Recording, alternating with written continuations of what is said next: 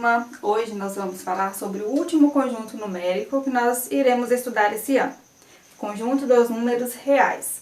Antes nós vamos recapitular os conjuntos vistos nas aulas anteriores.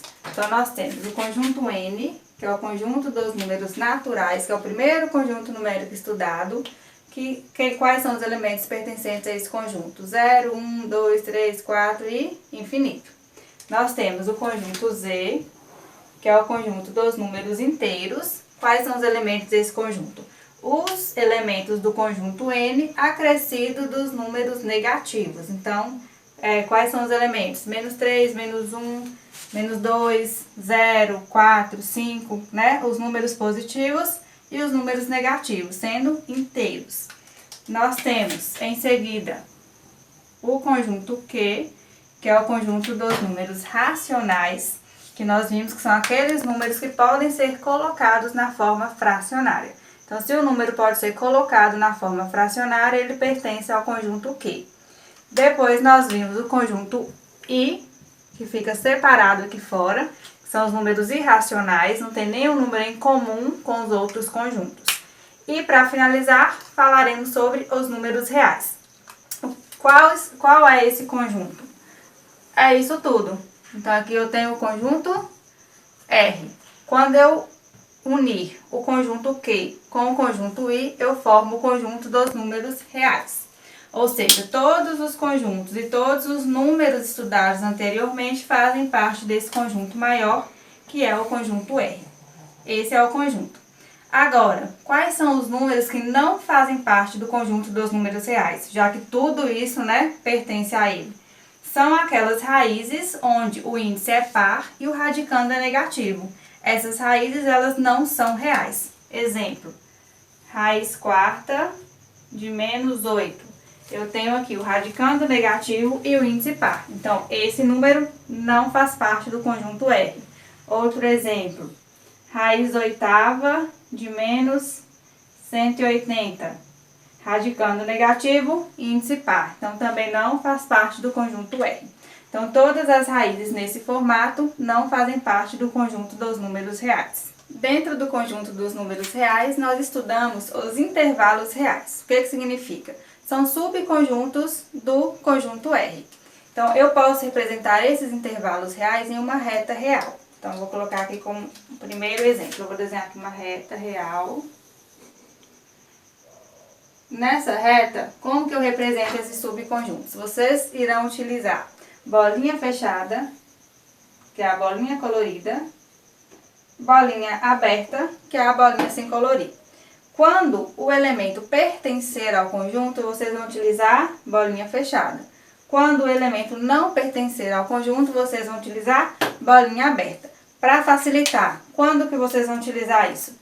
Bolinha fechada, quando tiver o símbolo de maior ou igual, menor ou igual, porque esse traço aqui de igual embaixo significa que o elemento pertence ao conjunto.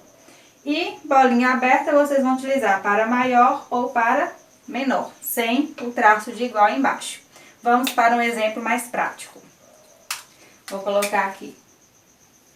X pertence a R, tal que menos 5 é menor ou igual que x, que é menor que 7. O que isso significa? Eu estou representando esse intervalo real nessa escrita diferente aqui, tá? Então, eu posso escrevê-lo na reta ou eu posso escrevê-lo nesse formato aqui de subconjunto. Então, o que isso significa? Que eu tenho um elemento x, um número x, que pertence ao conjunto dos números reais, tal que quem pode ser esse elemento x? Pode ser todos os números que estão entre menos 5 e 7, incluindo menos 5, porque tem o traço embaixo, e excluindo o 7, porque não tem o traço embaixo. Então, eu chego até próximo ao 7, mas o 7 não vai entrar no nosso subconjunto. O menos 5 vai entrar porque tem o traço embaixo. Então, a gente vai utilizar bolinha fechada para o menos 5, por causa do traço de igual lá. Então, aqui, bolinha fechada para o menos 5 e bolinha aberta para o 7. Então, todos esses números que estão nesse intervalo pertencem a esse subconjunto. Então, qualquer um desses números aqui fazem parte desse subconjunto e satisfazem, né, o que nós estamos querendo aqui, que são os números que estão entre menos 5 e 7, incluindo 5, menos 5 e excluindo o 7. Vamos para mais dois exemplos. Então, nós temos aqui x pertence a R, ou seja, eu quero os números reais, onde x é maior ou igual que 9. Então, eu quero todos os números reais que são maiores ou iguais a 9. Então, o primeiro passo, observar se a bolinha é aberta ou fechada. Como tem um traço embaixo, a bolinha fechada. Localizo lá na reta, mais ou menos, onde está o número 9 e coloco bolinha fechada para ele. Como eu quero os números maiores ou iguais a 9, eu vou colorir à direita, que são os números maiores do que 9. Nesse caso, igual no exemplo anterior, nós tínhamos um limite de início e de fim. Então, nós começávamos em um número e terminávamos em outro. Tinha aquele intervalo só entre aqueles dois números. No caso desse exemplo, o seu subconjunto aqui, ó, ele é infinito. Só que ele começa onde? Começa no 9. Então, eu vou colorir todos os números maiores é igual a 9. Como a reta é infinita, fica subentendido aqui que vai dar continuidade. Terceiro exemplo. Agora eu quero os números que são menores do que menos 8. Não apareceu o traço embaixo, então a bolinha vai ser aberta. Então, eu localizo lá mais ou menos onde está o menos 8. Coloco a bolinha aberta. Se são os números menores do que menos 8, eu vou colorir à esquerda, que são os números menores do que ele. Então, eu vou colorir para a esquerda. Então, aqui eu representei esses dois subconjuntos em uma reta, representando os intervalos reais. Bom, por hoje é só. Finalizamos aqui os nossos estudos sobre conjuntos numéricos. As operações são todas aquelas que vocês já viram nos conjuntos anteriores. Adição, subtração, multiplicação, divisão, potenciação e radiciação, tá? São essas operações que vocês precisam saber fazer.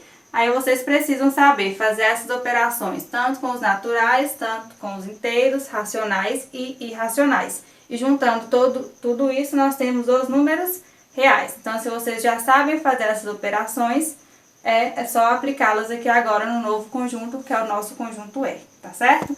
Até a próxima aula, um beijo para vocês.